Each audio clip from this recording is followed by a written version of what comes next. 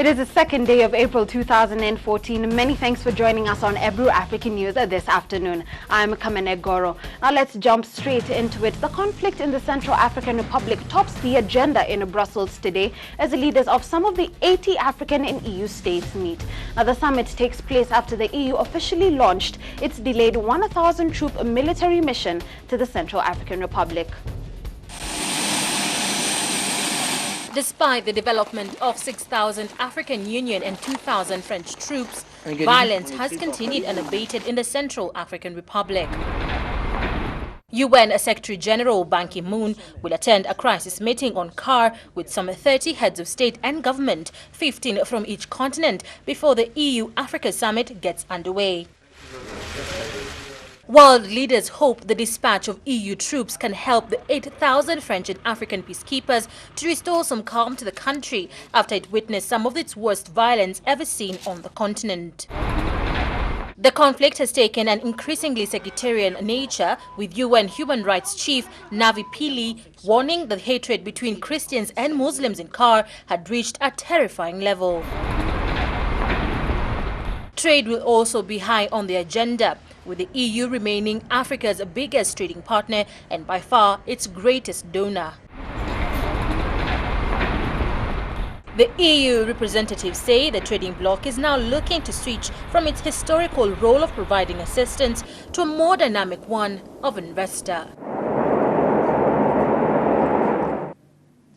Still in Africa, a major cleanup is underway in Guinea's capital, Conakry, as the government moves to contain an outbreak of the deadly Ebola virus, which has killed several people. Now, Ebola cases were confirmed in Conakry last week.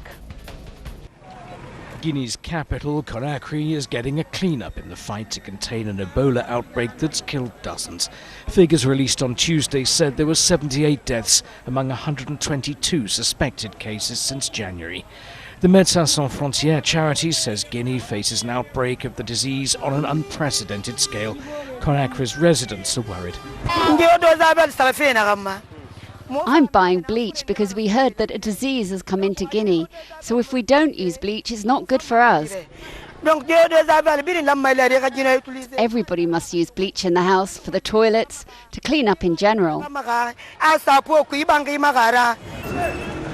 Ebola is one of the world's most lethal infectious diseases. The World Health Organization is warning it's a tough bug to contain. One of the most difficult things to do is to have proper infection control practices in place so that people don't get infected in hospital.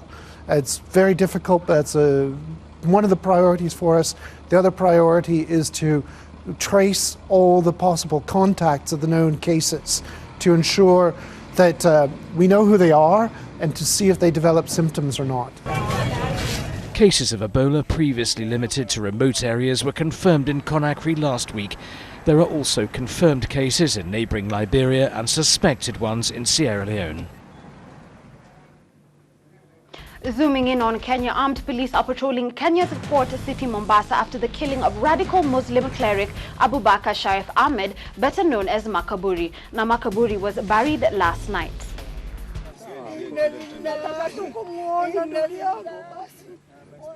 The controversial cleric was on U.S. sanctions list, accused of recruiting young Kenyans for Al-Shabaab fighters in Somalia. Internal Security Cabinet Secretary Joseph Olelenku has assured Kenyans of their security, saying that the government has initiated several programs that will help improve the situation. Now, he has issued a warning to criminals, saying that they will be dealt with accordingly.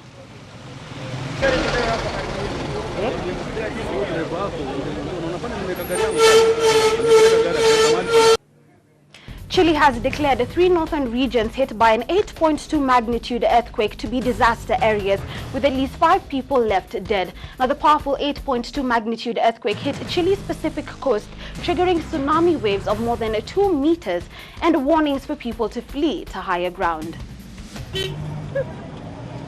The Hawaii-based Pacific Tsunami Warning Center issued an alert for residents living along more than 4,800 kilometers of coastline and in several countries.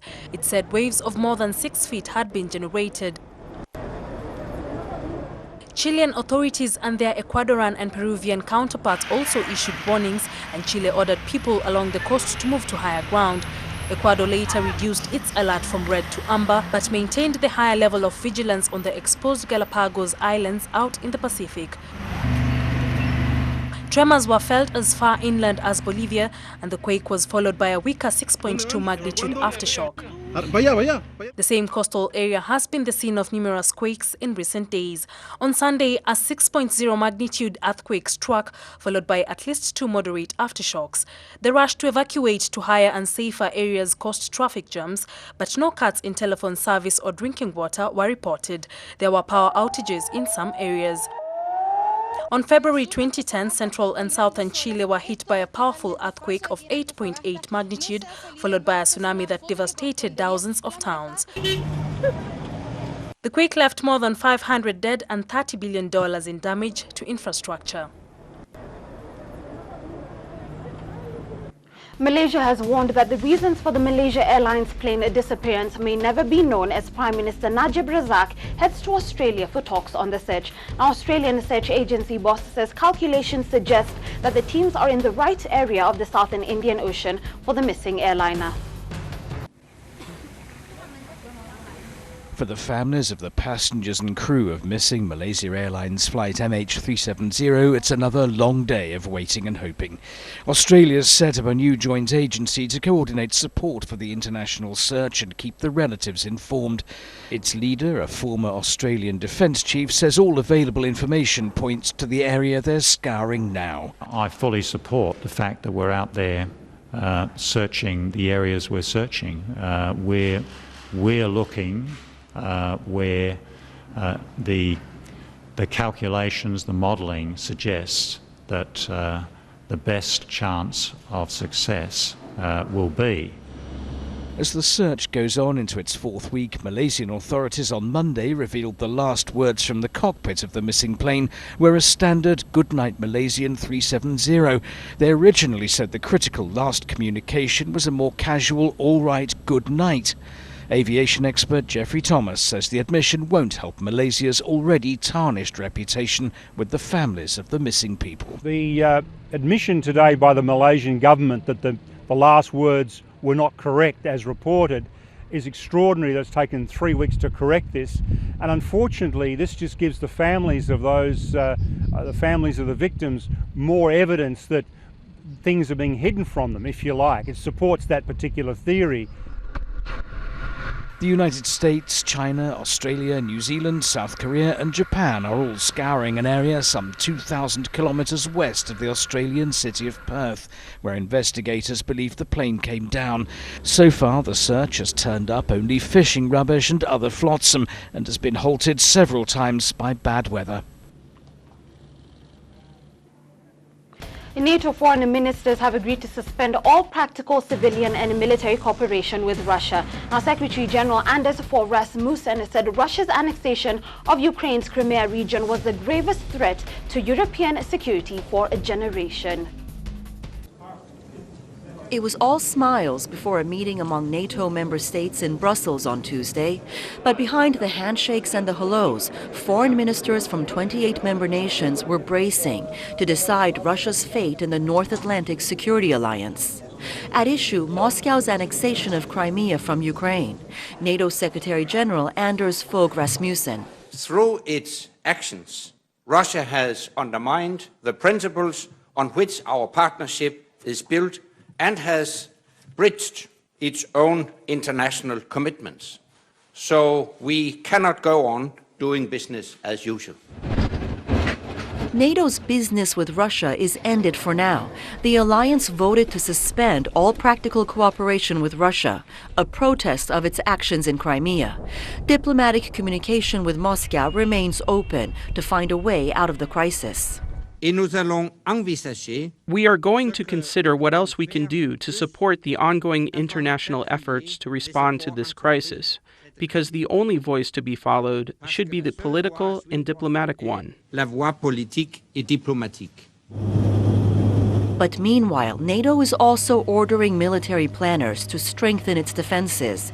Reassurance for Eastern European countries, nervous about Russia's intentions near their own borders. Moving to Asia, gunmen killed one person and injured 4 others in an attack on anti-government protesters in the latest violence in Thailand's political crisis. Now, the shots were fired at a bus and a truck carrying demonstrators to their camp in central Bangkok.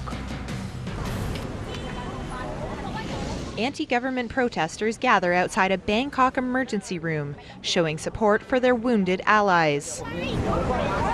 4 people were injured and 1 person died when gunmen opened fire on a group of demonstrators.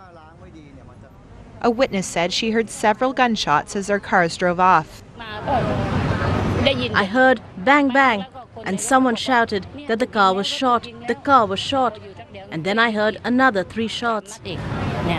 Bloodstains remain on a truck and bus, bullet holes in the windows. The protest leader says their mission will continue after months of tension. We're sorry for what happened, but there will be no mourning because we have our goal to achieve. If the police cannot look after us, we will have to look after ourselves. Prime Minister Yingluck Shinawatra has resisted mounting pressure to step down, and her red shirt supporters have called for a mass rally in Bangkok on Sunday, raising the risk of further confrontation.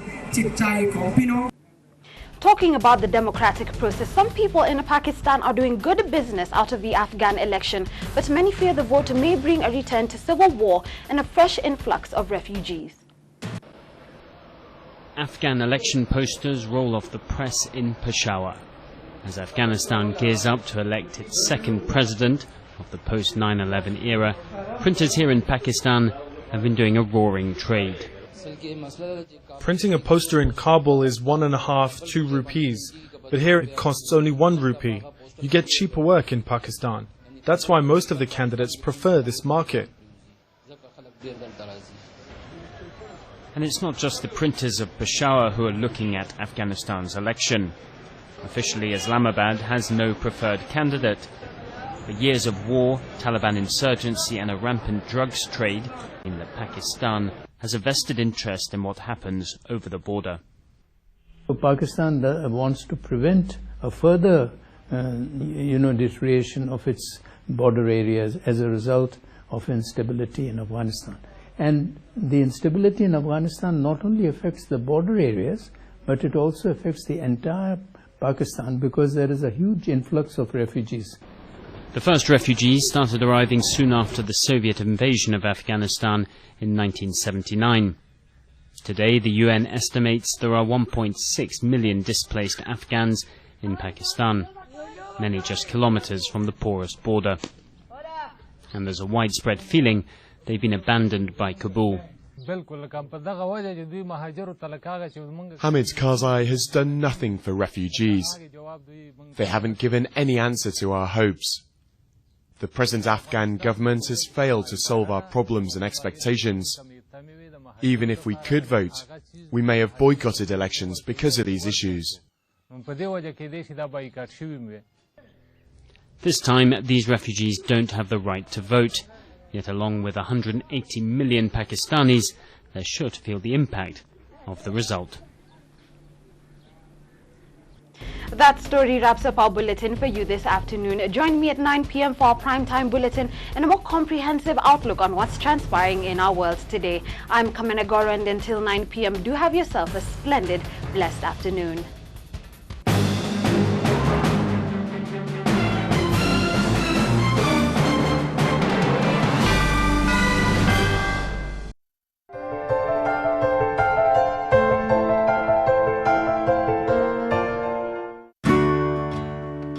Newline Limited, your one-stop shop for elegant and comfortable office furniture. Newline responds to your expectations for office furniture in a modern language. We offer a 5-year warranty period including unit transfers within Nairobi. For more information, visit our showroom at Chester House, Loiter Street, Nairobi. Newline Limited, your success partner.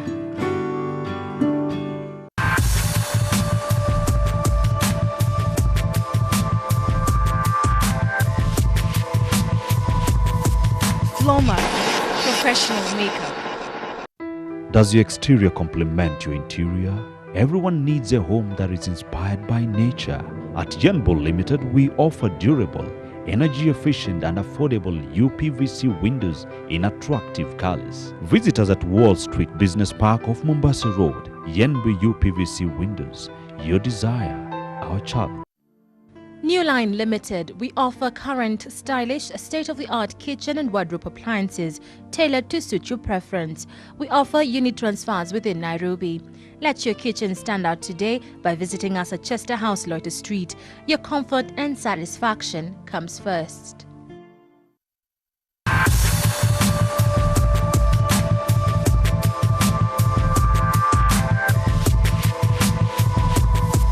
Floma, professional makeup.